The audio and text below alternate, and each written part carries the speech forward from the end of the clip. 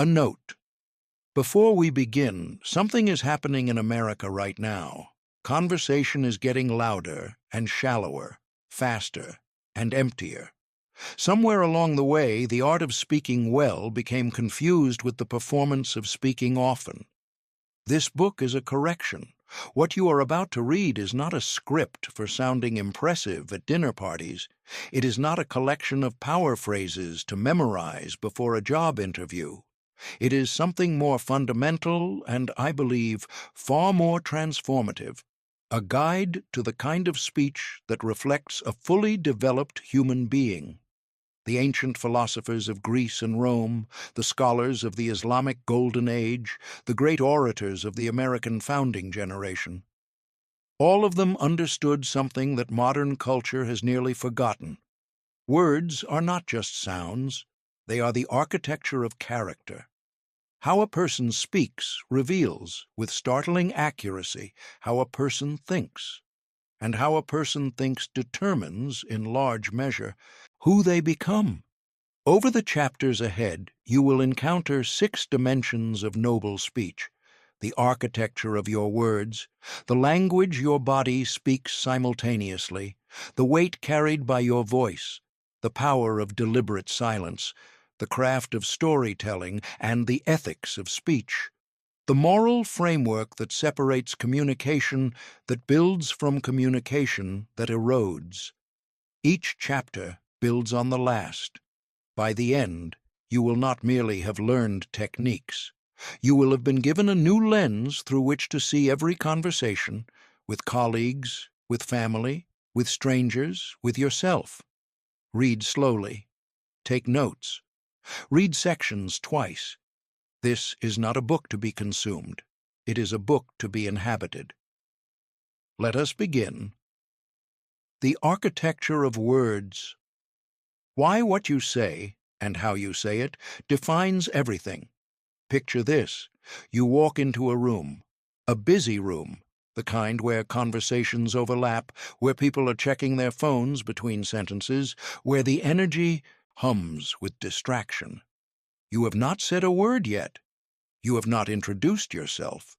You have not made a joke or flashed a smile or done anything to announce your arrival. And yet, something shifts. Not dramatically, not like a movie scene. But people glance up.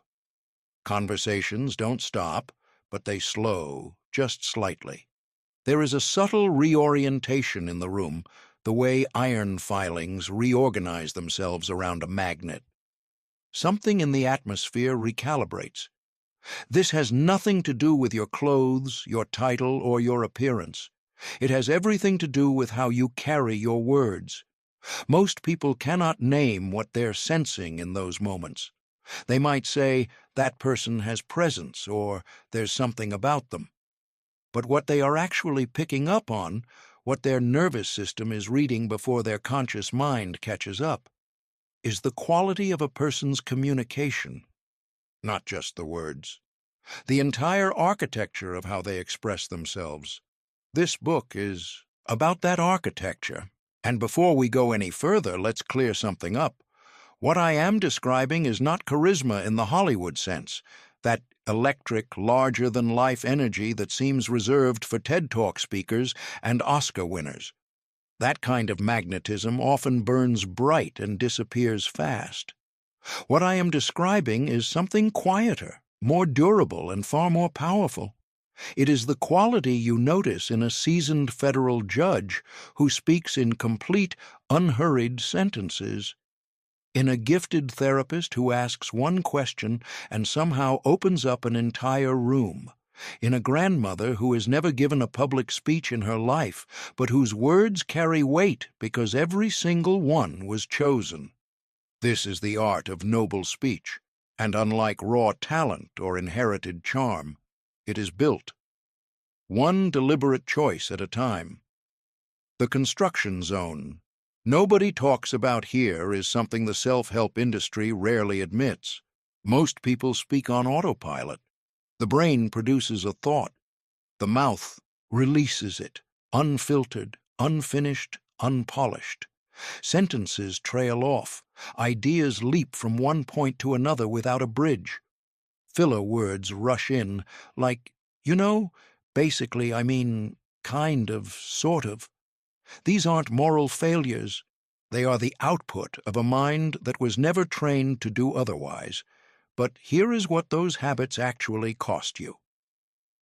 When someone listens to a person who speaks in fragments and half-formed thoughts, their brain quietly registers something. I'm not sure this person has fully processed what they're saying. It is not a conscious judgment. It is more like a subtle, nagging doubt, the conversational equivalent of a car engine that sounds slightly off. You cannot identify the problem exactly, but something feels uncertain. In contrast, when someone speaks with clarity, when their thoughts arrive fully formed, when one idea flows logically into the next, when they finish sentences and choose words that actually match what they mean, the listener's brain sends a completely different signal. This person knows what they're talking about, and more importantly, I can trust this person. That is not a small thing. Trust, built through the texture of speech, is the foundation of every meaningful relationship, every successful negotiation, every moment of genuine leadership. Consider two ways of expressing the same idea. That idea is good, but it's kind of expensive, you know? Versus, that proposal has real merit. That said, we will need to align the budget with our current priorities before moving forward. Same meaning, completely different weight. The second version does not merely sound smarter. It is smarter because it reflects a mind that organized its response before releasing it. The listener does not just hear words, they feel the presence of a structured thinker. And in most settings, boardrooms, classrooms, first dates, job interviews, difficult family conversations, that feeling changes everything. Your vocabulary is your worldview. There is a profound idea in linguistics that most people never encounter. Your vocabulary does not merely describe your world, it creates your world. The philosopher Ludwig Wittgenstein stated it plainly. The limits of my language are the limits of my world. This is not poetic exaggeration. It is functional reality. If you do not have precise words for what you are experiencing, you cannot fully think about it. And if you cannot fully think about it, you certainly cannot communicate it to anyone else. Here is a simple test. After a long, draining day at the office, your partner asks how the team meeting went. Option A. It was bad. Option B, it was unproductive. The conversation kept circling without landing on any decisions. There was tension underneath the surface that no one addressed directly, so nothing got resolved. Both answers are honest, but option B does something option A cannot do. It gives your partner an actual picture. It also gives you a picture, a cleaner understanding of your own experience. The act of finding precise language for what happened helps you process it. This is why expanding your vocabulary is not a vanity project. It is not about sounding impressive at dinner parties or dropping unusual words into casual conversation. It is about developing the internal architecture to think, and therefore live, more clearly. A person with a richer vocabulary is not simply a better speaker. They are a sharper observer, a more precise thinker, and ultimately, a more self-aware human being. The bridges that hold your thoughts together. One of the most overlooked aspects of powerful speech is the connective tissue, the transitional language that joins one idea to the next. Most people rely on a tiny handful of transitions and but, so, then, also. These words are not wrong, but leaning on only them is like building a house where every room connects through the same narrow doorway. The structure functions, but it never feels expansive or elegant. Compare these two versions of the same argument. The project is delayed, and we need more resources. and the team is frustrated, versus the project is behind schedule. What's more, the team is working with insufficient resources, which, not surprisingly, has generated a growing sense of frustration. The second version does not just convey more information, it shows a mind that is reasoning, not merely reporting. The listener senses a person who has thought about this, who has arranged the facts into a meaningful sequence, who is guiding them through the information rather than dumping it on them. Phrases like "what's more," as a result, on the other hand, with that in mind, precisely because of this, building on that point, and it follows, then, that do something subtle but powerful. They give the speaker a moment to think while making the listener feel guided. The brain processes these transitions as signposts. Here we are, going, this is why it matters. The overall effect is a sense of competence that flows naturally from the arrangement of words. These transitions are not fancy decorations, they are structural supports.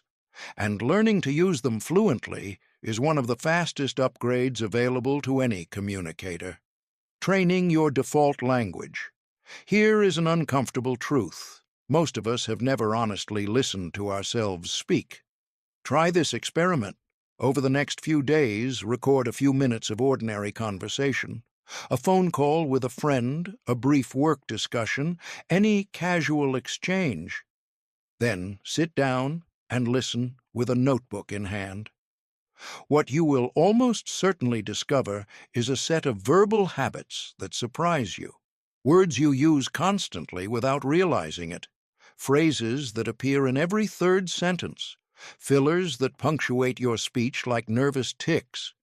These are your default words. And in most people, default language lowers the quality of thought. Once you have identified your most frequent defaults, take the next step. For each one, find 3 stronger alternatives. If you say good constantly, replace it with effective, compelling, or well executed. If you say bad, try counterproductive, flawed, or misaligned. If you say basically, consider at its core, fundamentally, or in essence. Then, and this is the essential part, use those replacements deliberately for 1 week.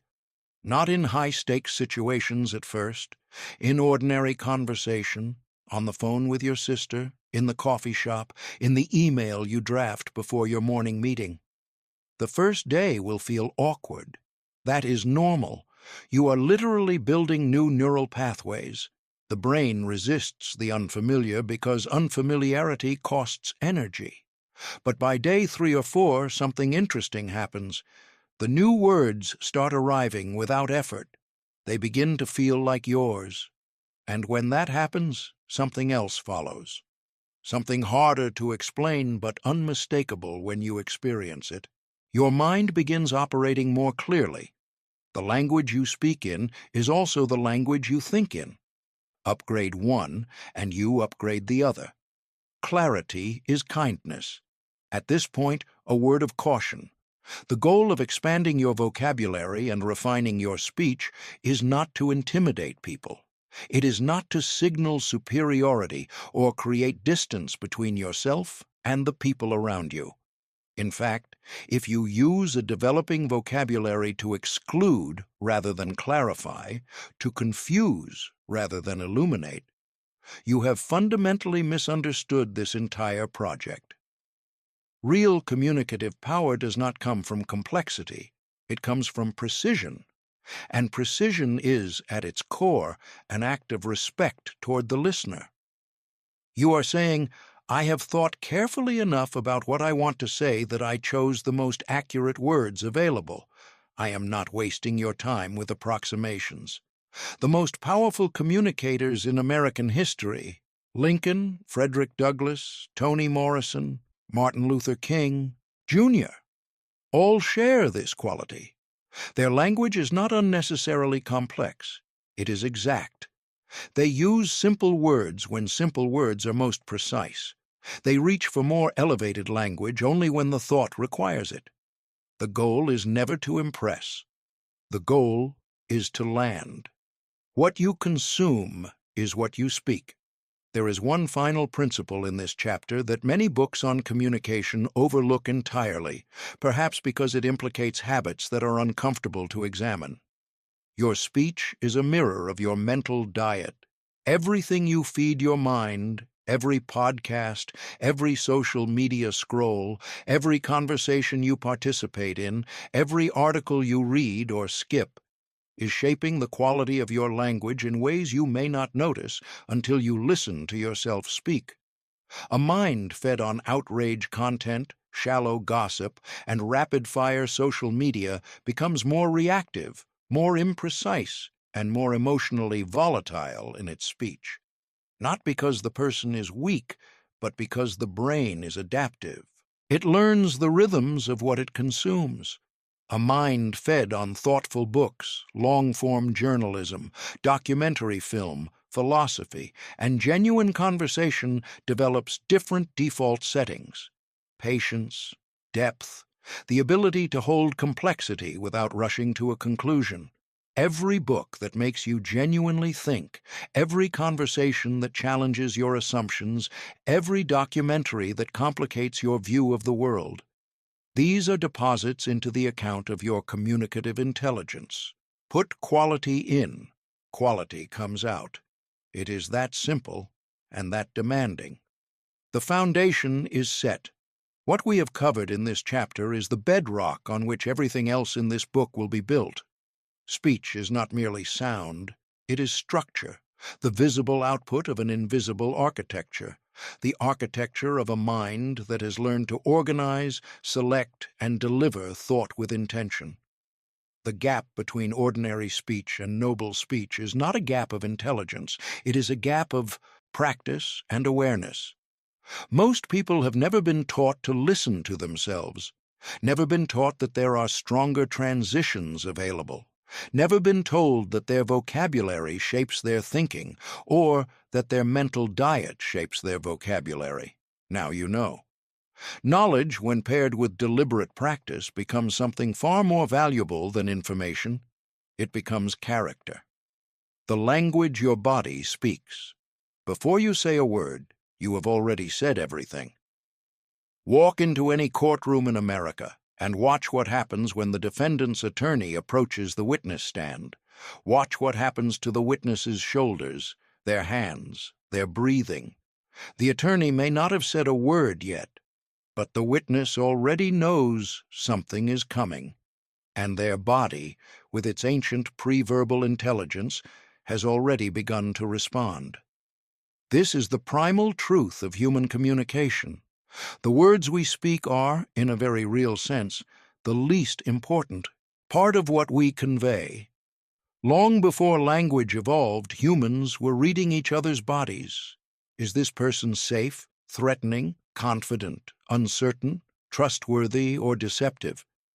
These questions were being asked and answered in the span of milliseconds, in a silent biological language far older than English, older than Latin, older than written thought itself.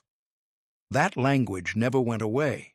It still runs underneath every conversation you have, and whether you are aware of it or not, you are speaking it right now. The station that never goes off. Air. Your body is a broadcast station that operates continuously. When your mouth is closed, you are still transmitting. Your posture says, "I am comfortable here." Your hands say, "I have nothing to hide," or they say, "I am hiding something." Your shoulders say, "I am open," or "I am protected." Your breathing says, "I am calm," or "I am afraid." People receive these signals without consciously analyzing them. They simply feel a response, a comfort or a wariness, a trust or a hesitation. And here is the critical insight. When your words and your body disagree, people believe the body. Every time. This is not a character flaw in your listeners. It is deep evolutionary programming. The human brain is wired to detect incongruence, particularly in social interactions, because incongruence was historically a survival signal. If someone said, "I come in peace," while their hands were hidden and their eyes were darting, the safest assumption was not peace. That ancient threat detection system still runs in every human brain, including the brains of the people you work with, live with, and lead. When your body sends signals of tension, concealment, or unease, even when your words sound confident, those signals register. They create doubt, and doubt silences the impact of everything you say. The power of grounded presence. Grounded physical presence, what great communicators carry naturally and what deliberate practice can teach, is not about adopting a power pose or performing confidence you do not feel. It is about releasing the physical habits of concealment and contraction that most people carry without realizing it. Consider what happens in the bodies of most Americans during a high-stakes conversation. Shoulders rise slightly and move forward. The chest narrows. The neck tightens. Hands disappear into pockets behind backs, wrapped around themselves. These are not conscious choices. They are reflexive responses to perceived threat, activated by the same nervous system that kept your ancestors alive on the African savanna. The problem is that in a modern boardroom, a college classroom, or a family kitchen, these reflexes read not as caution, but as insecurity. And insecurity, rightly or wrongly, reads as unreliability. The antidote is not theatrical. It is physiological. When you soften your shoulders, when you let your chest expand naturally, when you allow your hands to rest visibly rather than hiding them, something shifts. Not just in how others perceive you, but in how you feel. The nervous system takes cues from the body it inhabits. Open posture signals safety to your own brain, which reduces genuine anxiety, which further relaxes your posture. The cycle reinforces itself. This is not performance. This is regulation. Taking up space. The right way. In the United States, there is a cultural conversation happening right now about who gets to take up space, physically, vocally, socially. And while that conversation is important and necessary, it often misses a fundamental truth. Taking up space, done with integrity, is not aggression. It is presence. To take up space nobly means to stop hiding yourself. It means sitting in a chair rather than perching on its edge. It means keeping your head level rather than perpetually tilted downward. It means not flinching from eye contact, not rushing to fill silence, not physically retreating the moment you finish a sentence as though apologizing for having spoken. Many people, especially those who were socialized to be quiet or modest or not too much, have internalized the habit of physical self-erasure. They make themselves smaller in rooms where they feel uncertain, and in doing so, they make their words smaller too. Here is what noble physical presence actually looks like. Not large, not loud, not dominant, simply present, upright but relaxed, open but not sprawling, still but not rigid. The posture of someone who knows they belong in the room, not because they have proved it, but because they have decided it. There is a difference, and people feel it immediately. The intelligence of gesture. Some of the most compelling communicators in American public life, think of the great preachers, the trial lawyers, the teachers who changed your life, use their hands with extraordinary effect, not as decoration, but as a second language running parallel to their spoken words. Gesture, when it is purposeful, does something words alone cannot do. It creates a spatial experience for the listener. When a speaker spreads their hands wide, the listener feels expansion. When a speaker draws their hands close together, the listener feels precision, focus, intimacy. When a speaker moves their hand in a slow arc, the listener experiences the passage of time. The brain processes these visual cues as information, which is why people remember spatially demonstrated ideas better than verbally described ones. You are not just telling people, you are showing them, in real time, inside the invisible theater of your hands. But gesture has a shadow side. Unconscious, disconnected movement, hands that fidget without purpose, arms that swing randomly, fingers that drum and tap and flutter, does not enhance communication. It creates noise. The listener's attention begins dividing between what you are saying and what your hands are doing. The message fragments. The rule for noble gesture is simple. Every movement should have an intention. When your hands are not actively expressing something, let them rest, naturally, visibly, without tension. This restraint is not stiffness. It is clarity. The eyes. The oldest channel. There is perhaps no more powerful or misunderstood aspect of nonverbal communication than eye contact. Most advice about eye contact falls into one of two traps. Either it recommends sustained, unblinking focus as a dominance display, or it says simply, maintain eye contact without specifying what that means in practice. Neither is particularly useful. Here is what the research and the experience of master communicators actually shows. Eye contact is not a stare. It is a conversation between gazes. In noble communication, you hold eye contact warmly during the moments when you are making a point or receiving what someone has said. You allow your gaze to shift naturally, not evasively, when you are thinking, when you are composing your next thought, when you are giving the listener space to process. Then you return. This rhythm, present, thoughtful, present again, signals something powerful. I am here. I am thinking. I am here again. It communicates engagement without pressure, attention without aggression, connection without performance. The eyes that flee, that dart to the floor, the ceiling, the phone, signal something else. Not necessarily dishonesty, but absence. And an absent communicator cannot build trust. Breath as foundation. Of all the physical elements of noble communication, breath is perhaps the most overlooked and the most powerful. When you are anxious, your breathing becomes shallow and rapid. Shallow breath elevates the voice, introduces tremor, and creates a sense of urgency that listeners experience as panic. When you breathe from your diaphragm, slowly, fully, your voice deepens, your pace slows, and your body sends a signal of ease that is both heard and felt.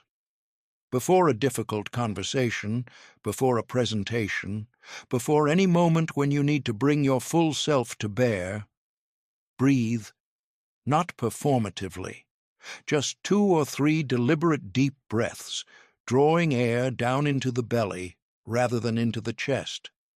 Let the exhale be slow and complete. This is not a relaxation exercise. It is a communication tool. Because the moment you breathe deeply, your nervous system shifts, your voice shifts, your presence shifts, and the conversation that follows is a different conversation than the one you would have had in the grip of shallow, anxious breath. The unified message. The goal of this chapter, of this entire dimension of noble speech, is alignment. When your words say, I am confident, and your posture says, I am afraid, your listener experiences confusion and distrust. When your words say, I am listening, and your eyes are on your phone, your listener experiences dismissal. When your words say, I respect you, and your tone is sharp, your listener experiences contempt. Noble communication is integrated communication. The body, voice, eyes, and words are all carrying the same message from the same source toward the same destination. This integration is not achieved overnight. It requires you to develop what might be called embodied self-awareness, the ongoing practice of noticing without judgment how your physical self is expressing your internal state. What are my shoulders doing right now? Where are my hands? Am I breathing?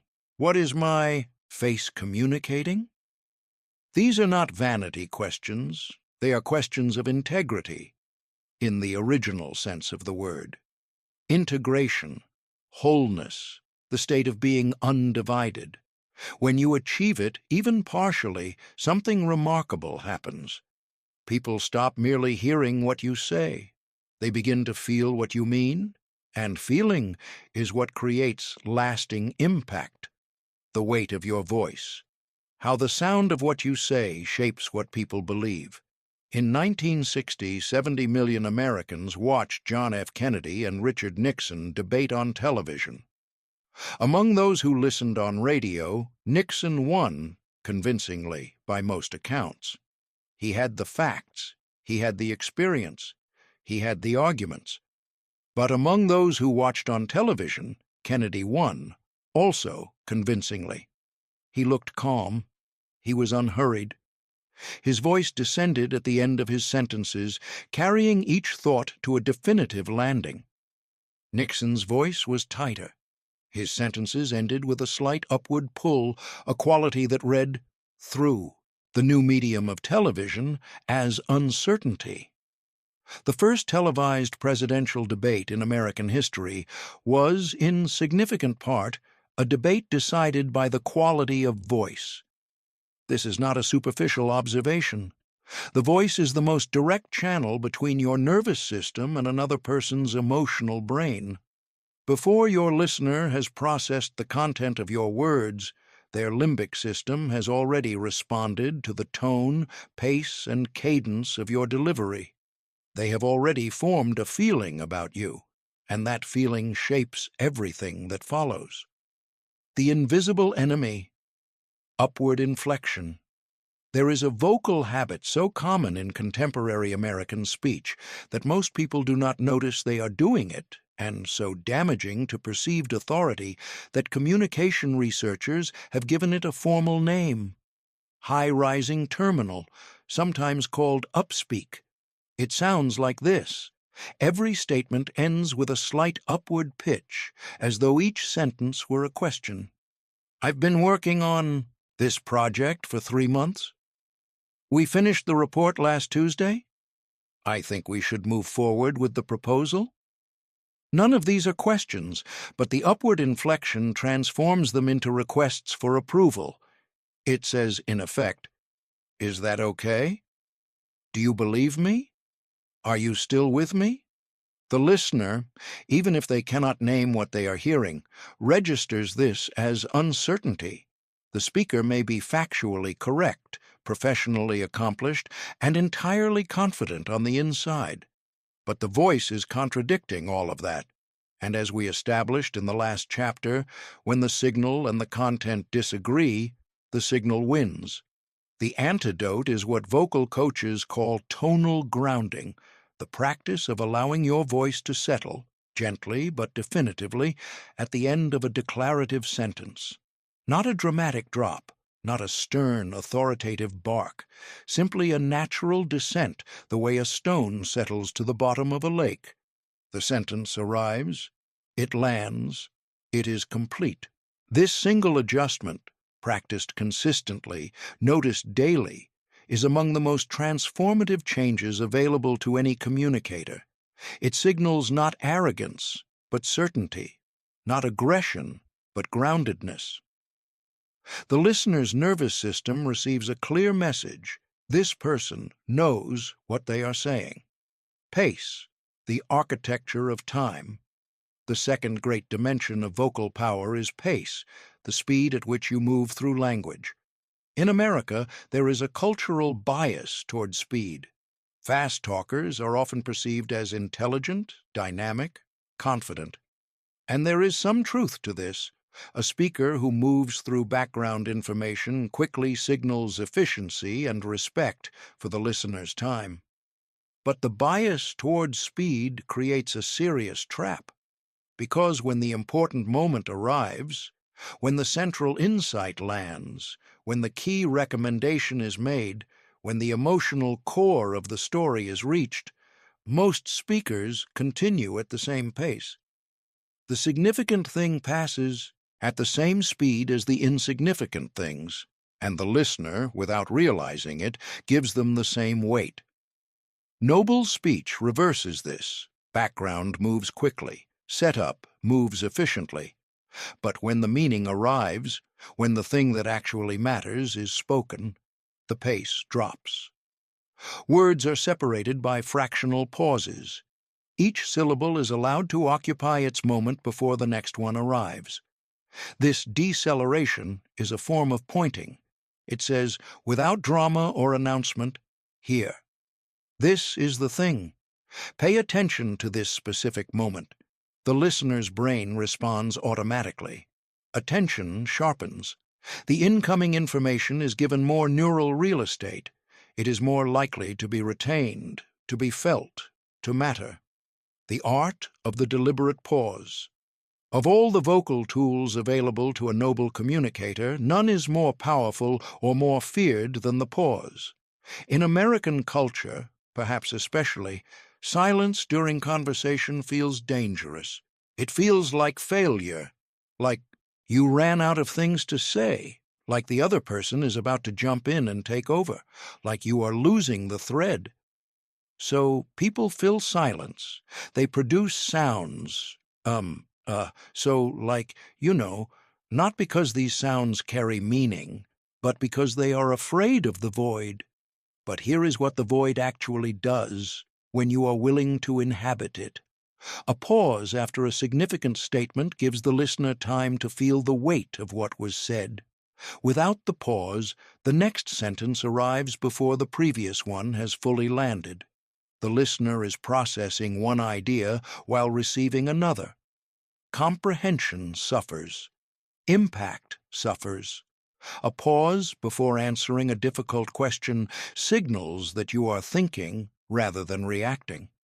It communicates respect for the question and for the person who asked it. It models the kind of considered response that most people privately admire and rarely experience. A pause in the middle of a tense exchange can, all by itself, shift the emotional temperature of a room. When everyone else is accelerating, the person who pauses becomes the gravitational center. Others orient toward them. The pace of the conversation adjusts to match them. This is not manipulation. It is leadership through presence. Monotony, the silent killer of attention. Imagine sitting in a lecture hall. The professor knows their subject deeply. The information is valuable, but the voice moves at exactly the same pitch, exactly the same pace, exactly the same volume, for 50 minutes without variation. You know this experience. You know what happens to your attention. The brain does not process unchanging stimuli as important. Evolutionarily, importance was signaled by change. A new sound, a shift in rhythm, a variation in the environment. Constancy meant safety, and safety meant you could afford to disengage. A monotone voice, regardless of the intelligence behind it, activates this ancient brain logic. The listener's attention drifts. The content fades. The speaker, however brilliant, becomes invisible. Noble speech is a landscape, not a flat plain. It has elevation and descent, acceleration and stillness, warmth and gravity. These variations are not theatrical tricks. They are the voice's natural response to the meaning of the words, and when the voice and meaning are genuinely aligned, variation happens without effort. This is why the first step in developing vocal range is not technique. It is genuine engagement with what you are saying. When you are truly present in your words, when what you are communicating actually matters to you, your voice will move accordingly. The speaker who sounds alive is the speaker who is alive to their own words. Depth, resonance, and the breath beneath. There is a quality in certain voices that communicators and vocal coaches often call resonance, a fullness, a groundedness, a depth that makes the speaker seem not merely audible but substantial. This quality has a physical source, the diaphragm. Most Americans, particularly under stress, breathe primarily into the upper chest.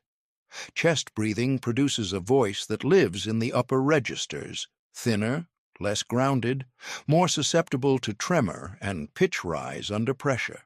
Diaphragmatic breathing, belly breathing, produces a fundamentally different vocal quality. The voice gains resonance in the chest cavity and, for deeper voices, even the abdomen.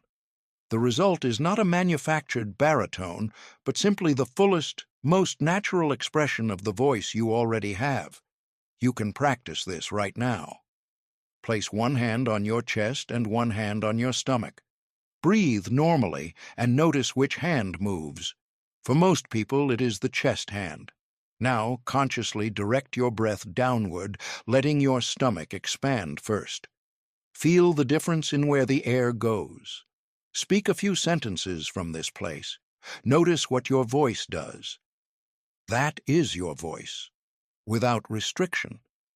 And with practice, that voice becomes your default, not just in prepared situations, but in the spontaneous moments when it matters most. Voice and character. We have been talking about voice as a technique, but ultimately, voice is not technique. Voice is character made audible.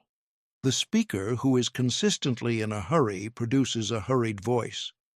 The speaker who is chronically anxious produces an anxious voice.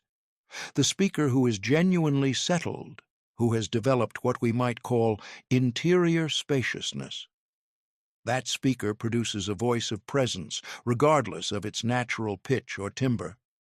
This is why the deepest work in developing your vocal presence is not vocal exercises. It is the cultivation of the inner state from which the voice emerges. Patience, the willingness to slow down, the capacity to tolerate silence without filling it compulsively, the conviction that what you have to say is worth the time it takes to say it clearly.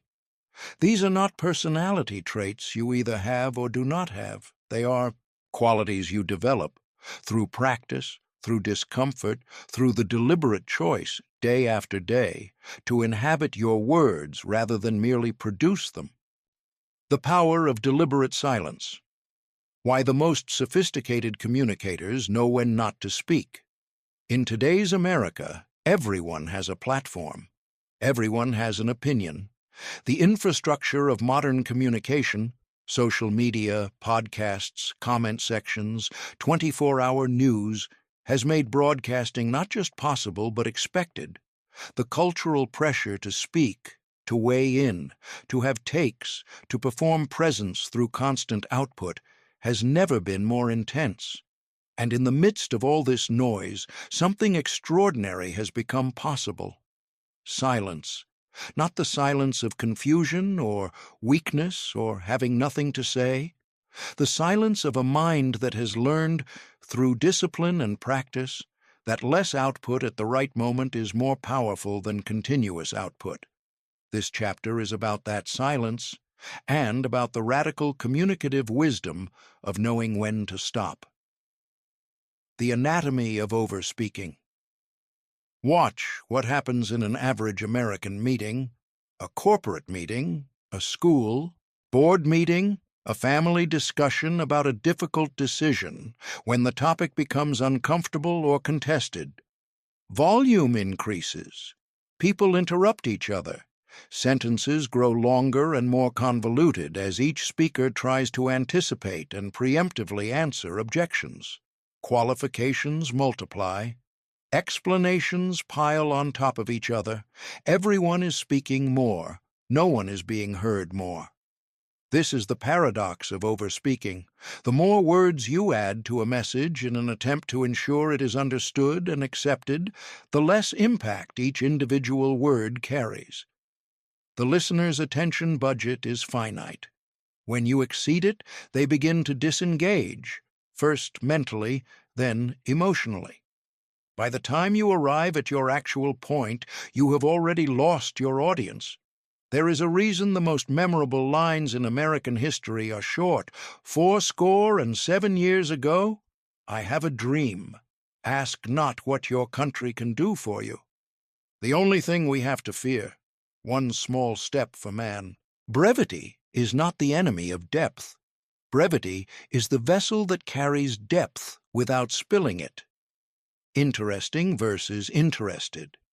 There is a principle at the heart of noble speech that sounds almost counterintuitive when you first encounter it, but which changes everything once it settles in. Stop trying to be interesting. Start working to be interested. The person trying to be interesting is performing. They are managing an impression, calculating an effect, deploying stories and humor and knowledge as instruments of persuasion. This is exhausting for them and, more importantly, subtly detectable by others. People can feel when they are being performed at rather than spoken with. The person working to be interested is doing something completely different. They are genuinely curious about the person in front of them. They are asking real questions, not set-up questions. They are listening to the answers, not waiting for a gap in which to insert their next point. And here is the remarkable truth. The interested person is almost always more interesting than the person trying to be interesting. Because the person who asks a genuine question and then actually listens to the answer is giving their conversational partner one of the rarest gifts available in modern American life, the experience of being truly heard. In a culture of constant broadcasting, a genuine listener is an exotic creature. People remember them. They feel a pull toward them. They find themselves saying afterward, "That was such a good conversation," even though the listener may have said relatively little. The architecture of noble listening. Most people believe they know how to listen. Most people are wrong. What passes for listening in most conversations is actually a form of parallel monologue. While the other person speaks, your brain is not fully receiving what they are saying. It is preparing its response. It is relating what it hears to your own experiences and forming the connections it will use when it is your turn to speak. It is monitoring for pauses, points where it can reasonably insert your next transmission. This is not callousness. It is how the uneducated brain works by default. And it means that in most conversations, the words being spoken by one person are landing in the mind of someone who is only partially there. Noble listening is a different practice entirely. It begins with a decision made before the conversation starts. I am going to be fully present, not preparing, not relating, not waiting, present. It continues with attention to what is not being said, the emotions underneath the words, the hesitations, the places where someone's voice changes slightly, the things they start to say and pull back from. A noble listener notices all of this and responds to the whole message, not just the verbal surface, and it includes a discipline that many people find genuinely difficult. Not completing other people's sentences, not jumping in with your parallel experience before they have finished expressing theirs, not offering solutions before the other person has fully articulated the problem. The Ben Mercer problem. Here is a pattern you have almost certainly encountered and possibly perpetuated without realizing it. Imagine your colleague, Sarah, is telling you about a difficult situation with her aging father. She is 3 sentences into the story, still trying to find words for something complex and emotional, and you say, "Oh, I went through something exactly like that with my mom last year." Your intention is warmth. You want Sarah to know that she is not alone, that you understand, that you share common ground. These are good instincts, but the effect is often the opposite of what you intended. Sarah's story, her specific unrepeatable experience with her specific father, has just been folded into a category. Things like, "What happened with your mom?" Her story no longer belongs entirely to her. The conversation has shifted to your story, and Sarah, politely, shifts with it. This is what might be called the Ben Mercer problem, named for no one in particular, the habit of reaching for our own experience the moment someone else's touches us. It is not malicious. It is simply the undisciplined reflex of a mind that processes incoming information by finding parallel files. Noble communication requires interrupting that reflex, receiving someone's story as their story, letting it be complete before you respond, and when you do respond, beginning with the other person, not with yourself. The noble question. Questions are one of the most underrated tools in the arsenal of human communication. Used deliberately, a single question can unlock more genuine connection, more honest conversation, and more mutual understanding than 10 minutes of eloquent monologue.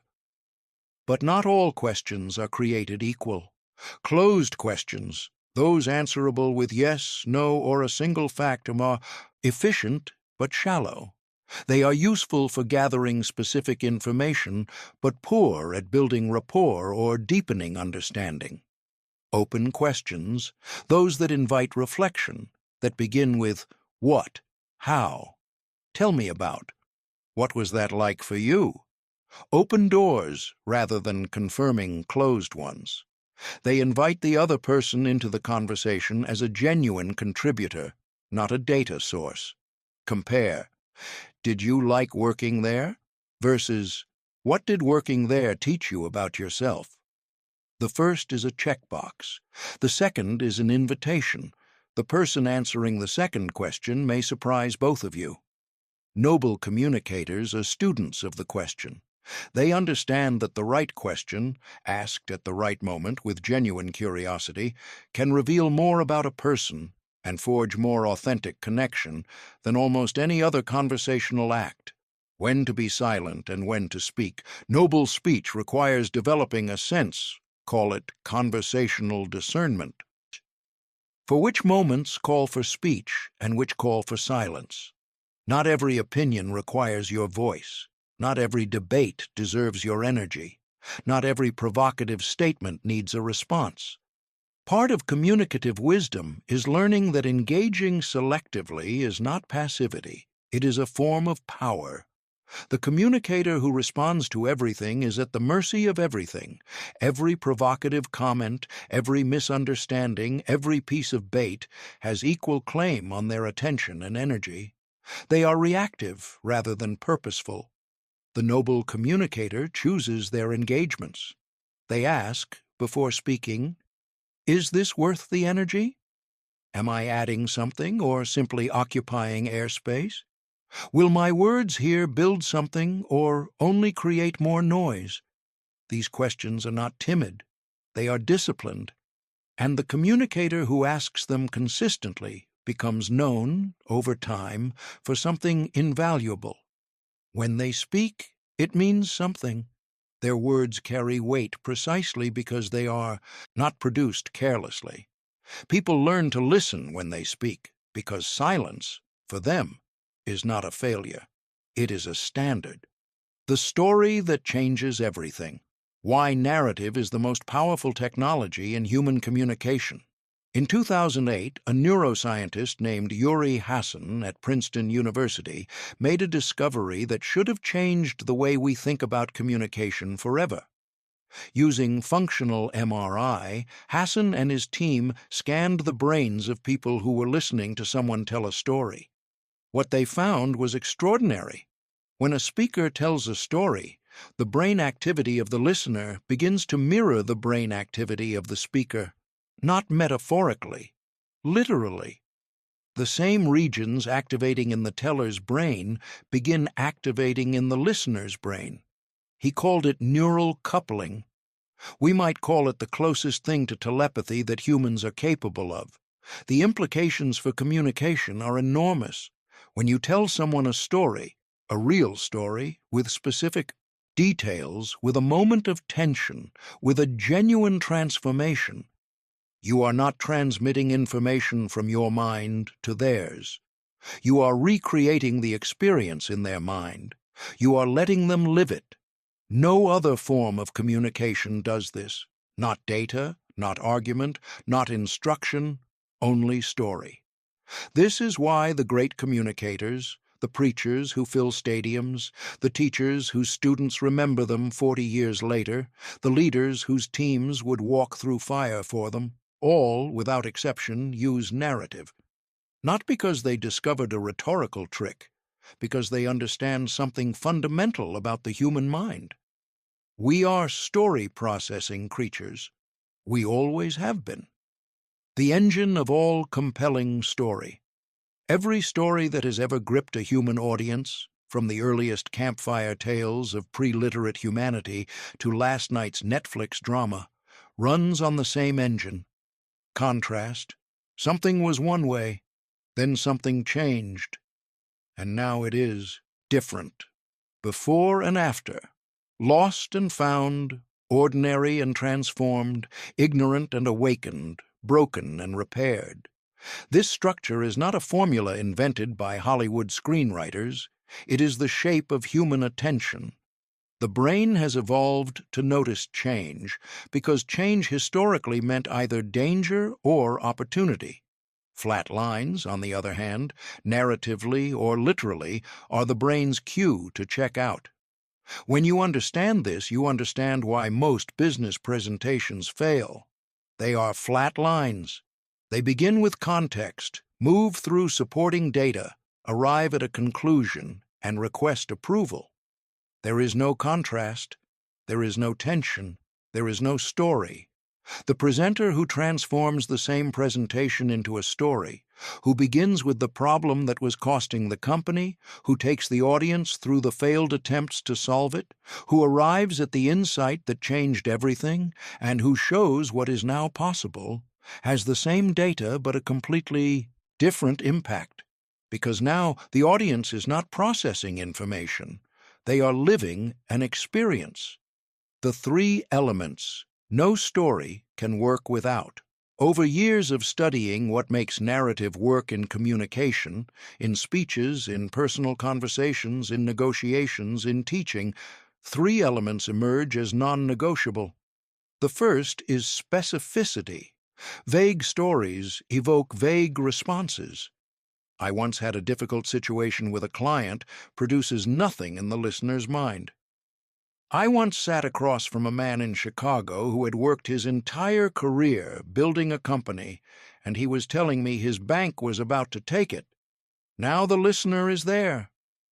Specificity creates a scene, and scenes create emotional response. The second is stakes. Every story needs an answer to the question, why does this matter? The stakes do not need to be dramatic.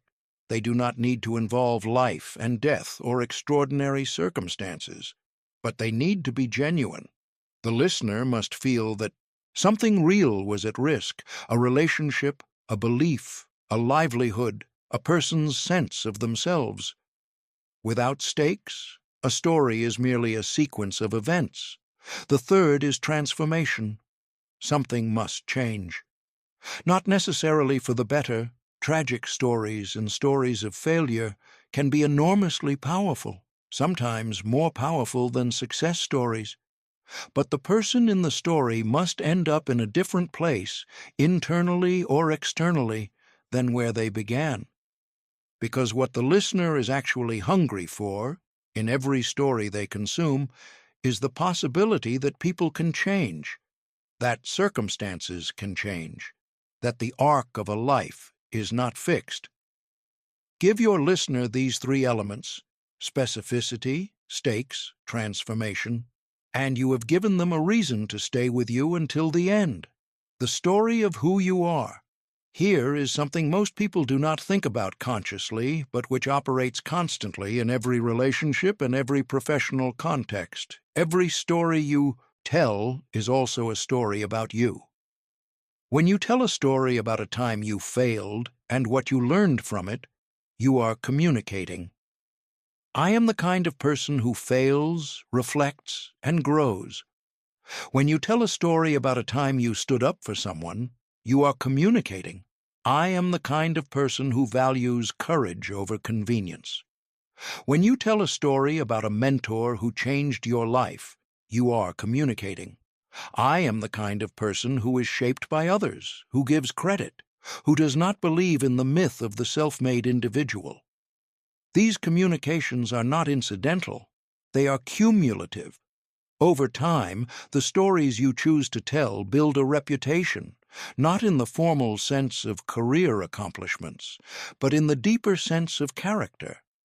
People begin to know what you stand for, not from your mission statement or your LinkedIn profile, but from the stories you choose to inhabit and share. This means that the stories you tell are not just communications, they are choices about who you are becoming. Choose them with the attention they deserve. Knowing when to step back. Noble storytelling requires one discipline above all others, the discipline of restraint. The single greatest mistake that storytellers, both novice and experienced, make is telling too much. They over-explain. They add details that dilute rather than enrich. They explain the moral of the story after the story itself has already delivered it. They do not trust the listener to complete the journey themselves. Noble narrative leaves room. It does not carpet every square inch of the listener's imagination with its own carpet. It places objects and events and emotions with care. And then it steps back. The gap, the deliberate absence, the moment where the teller trusts the listener to feel what the story is pointing toward rather than telling them what to feel, is where stories do their deepest work. Because the insight the listener arrives at through their own imagination is infinitely more powerful than the insight they are handed. Do not steal that from them. Stories in everyday conversation. We have been talking about storytelling in public contexts, presentations, speeches, formal communication. But the principles are equally, perhaps more, powerful in ordinary conversation. A short, precise story told at the right moment in a one-on-one conversation, a job interview, a first date, a difficult discussion with a child, can communicate more about your values, your character, and your understanding of the situation than any amount of direct statement. Let me tell you about something that happened to me a few years ago that changed how I think about this. These 12 words, followed by a true, specific, honestly told story, create more connection than almost any other conversational move available to you. Because stories say, I trust you enough to share something real. I believe this experience is relevant to what we are talking about. I am not hiding behind abstractions. That kind of openness is rare. And rarity in communication, as in most things, creates extraordinary value. The ethics of speech. Why how you speak is ultimately a moral question we have come, in the previous 5 chapters, through the architecture of words, the language of the body, the weight of the voice, the power of silence, and the craft of story. All of it, in a sense, has been preparation for this. Because the ultimate question about communication is not how, it is why and in what spirit.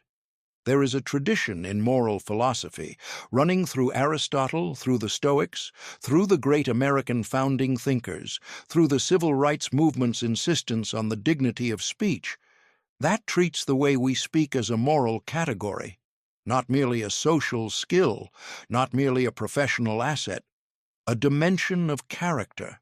How you speak to people is how you treat people, and how you treat people is who you are.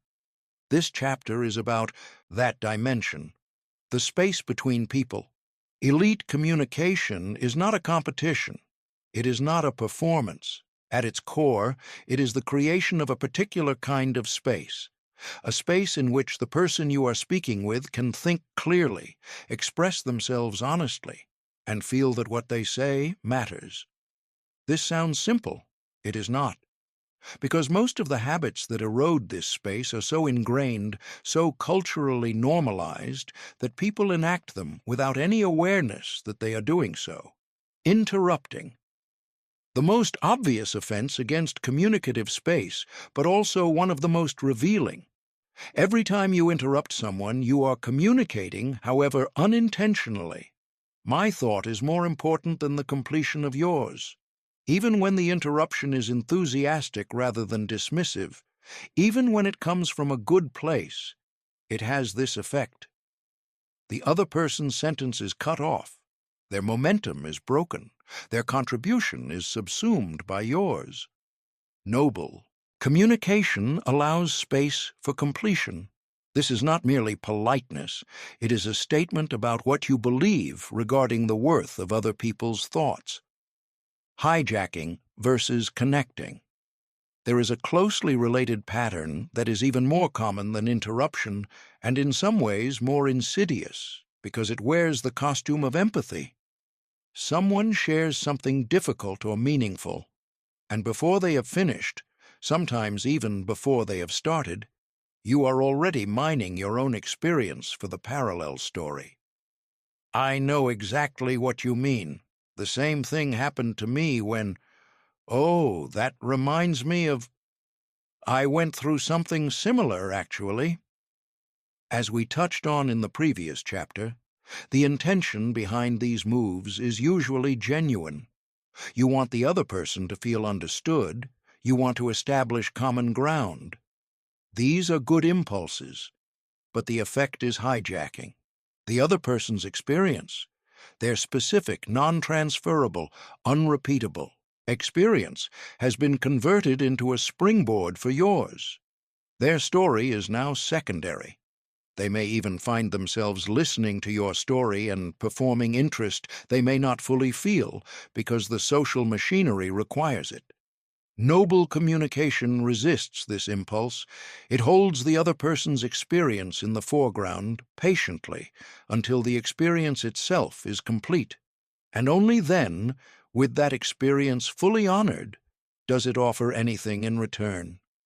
The language of dignity. The most important ethical question in communication is not whether your words are technically accurate. It is whether your words preserve the dignity of the person you are speaking to. Dignity-preserving language is not the same as gentle language or politically correct language or comfortable language.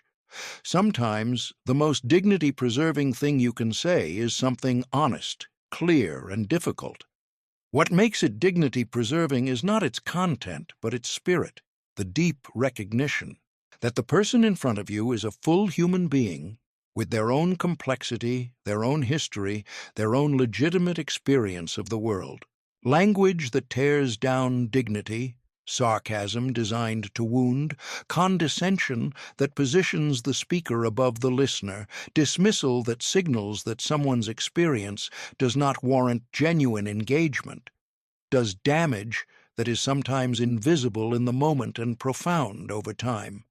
We have all experienced this, the casual comment that lodged itself in memory and shaped how we thought about ourselves for years. The offhand remark from a teacher, a parent, a manager, a peer, that landed with far more weight than the speaker ever intended. Noble communicators are acutely aware that words have this power. They wield their language accordingly, not from timidity, but from a genuine respect for the weight of what words can do. The ethics of absence. Some of the most important ethical choices in communication are choices about what not to do. The choice not to participate in gossip. The choice not to speak disparagingly about someone who is not present.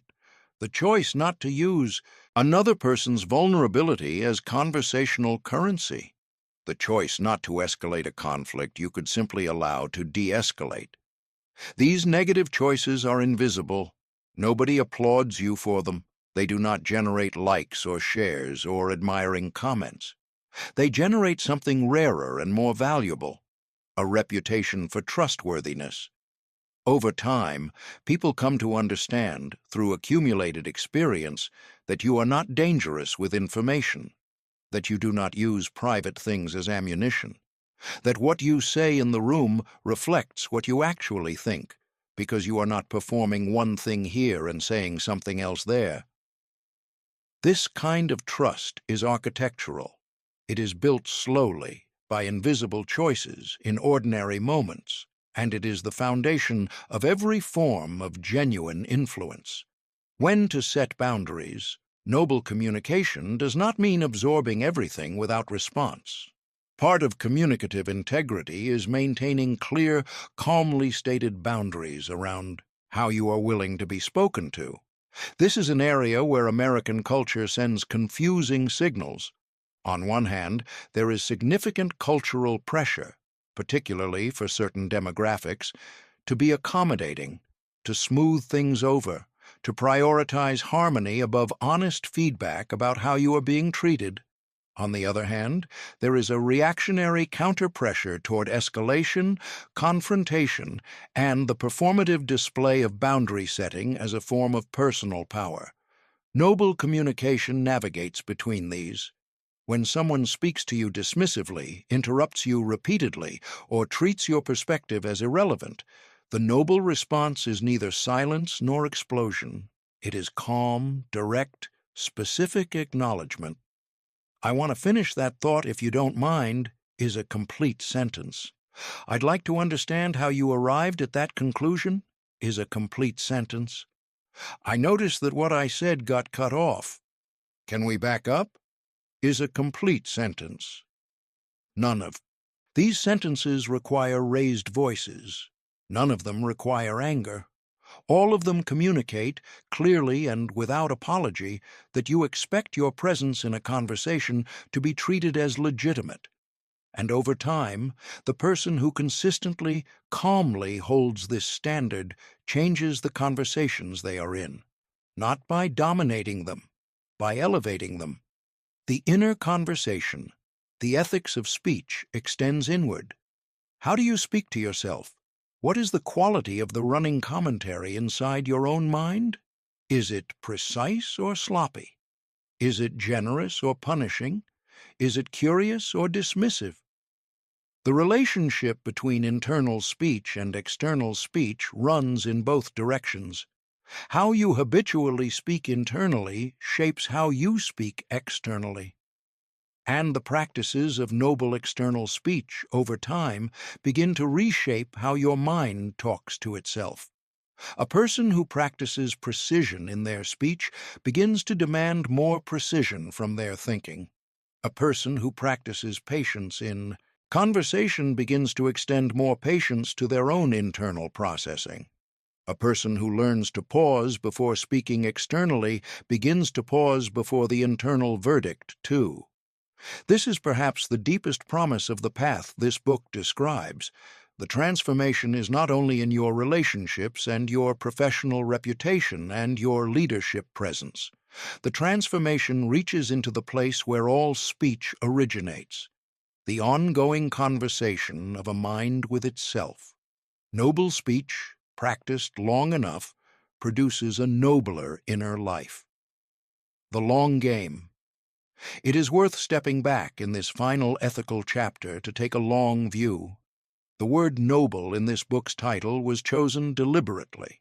Not elite, though we have used that word, meaning something specific about communicative quality. Not sophisticated or polished or effective, though noble speech is all of those things. Noble. The word carries history. It points toward a tradition, older than any specific culture, woven through all the great wisdom traditions of humanity, that the quality of a person's speech is an expression of the quality of their character, that a person of genuine wisdom speaks differently than a person of shallow concern, that the way we use language reflects and in turn shapes who we are. In this tradition, the goal of developing noble speech is not professional advancement, though that often follows. It is not social success, though that often follows too.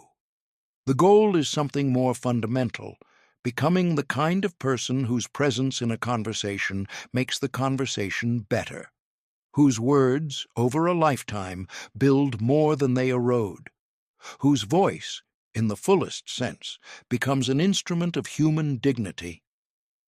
This is not idealism. It is the most practical goal imaginable, because the person who speaks with genuine nobility, who is clear without being harsh, honest without being brutal, engaging without being manipulative, quiet without being absent, and present without being overwhelming.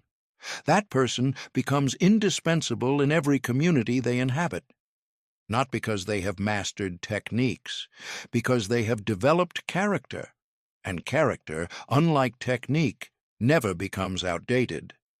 The unified self. When communication becomes character, the destination of every practice in this book, there is a point on the path of this work, a threshold that some people cross and others approach but never quite reach, where something fundamental changes. Up until that point, communication is something you do, a set of practices applied consciously in moments when you remember to apply them. You catch yourself before using a filler word. You notice when you are about to interrupt and choose not to. You take a breath before a difficult conversation. You choose the more precise word. These are all good things. They produce real results in real relationships. But the threshold I am pointing toward is different. It is the point where these practices are no longer things you do because they are difficult. They are things you do because they are who you are. The practice has become identity. The mirror principle. Here is something that every serious practitioner of noble speech eventually discovers. The way you speak, practiced consistently over time, changes the way you think, and the way you think changes who you become. This is not metaphor. There is robust evidence that the language we habitually use, both externally and internally, shapes the neural architecture of our cognition. Precision in speech produces precision in thought. Patience in speech produces patience in character. The discipline of silence produces a mind that is less reactive and more discerning. Conversely, a habitual diet of imprecise, impulsive, reactive speech produces a mind with the same characteristics. Not because speech is more powerful than thought, but because for most people, most of the time, speech and thought are not separate processes.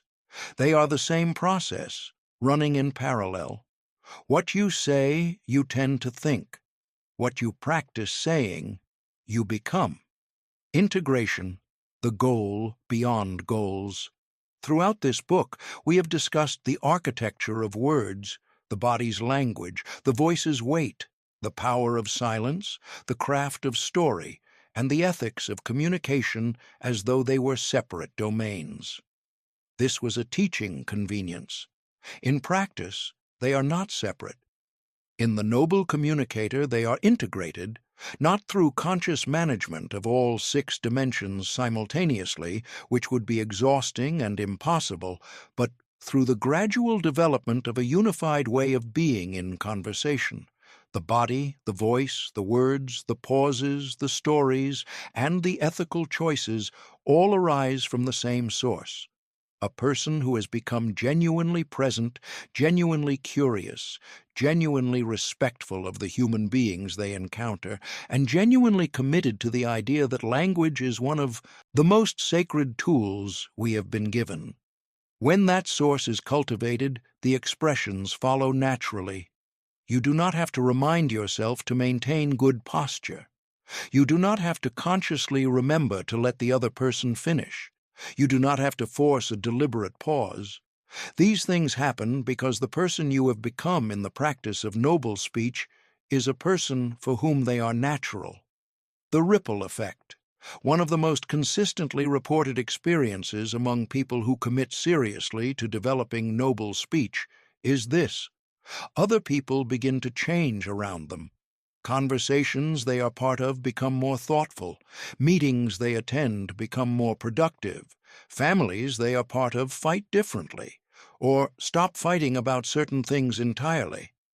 Friends begin to confide more deeply. Colleagues begin to bring their better ideas rather than their safest ideas. This is not because the noble communicator is performing some kind of social engineering. It is because communication is fundamentally contagious. The pace, the tone, the spirit, The quality of attention that one person brings to a conversation sets a frequency that others feel and, when it is good, tend to match. A person who listens fully gives the other person permission to be fully heard, which changes how they speak. A person who pauses before responding gives the other person permission to think before they speak, which changes the quality of their response. A person who speaks with care gives the other person permission to do the same. This is the ripple effect of noble speech, not just the direct benefits to the practitioner, though those are real and significant. The wider effect. Every conversation you have becomes a small model for what conversation can be. Over time, across many interactions, across a lifetime of choices about how to use your words, this is not a trivial contribution to the world. When the practice becomes natural, people who have been practicing the principles in this book for some time often describe a particular experience that marks a kind of turning point. They are in a conversation, an ordinary conversation, unremarkable in most ways, and they become aware, without any sense of effort, that they are fully present. They are genuinely listening. They are finding the right words without searching for them. The pace of the conversation feels natural, not managed. They are not performing anything. They are simply here, in contact with the person in front of them.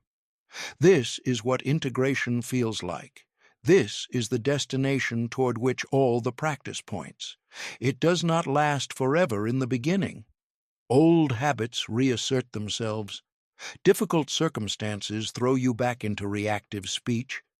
There are days when you interrupt, when you overspeak, when you reach for the wrong word and feel the gap between who you are trying to become and who you still sometimes are.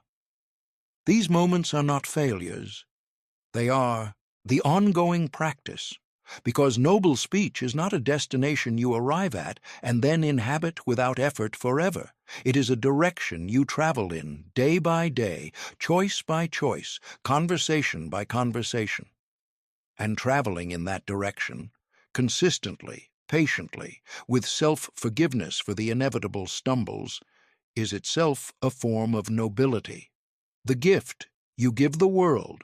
We began this book with an image. You walking into a room before you have spoken a single word and something shifting in the atmosphere around you. We can understand that image more fully now.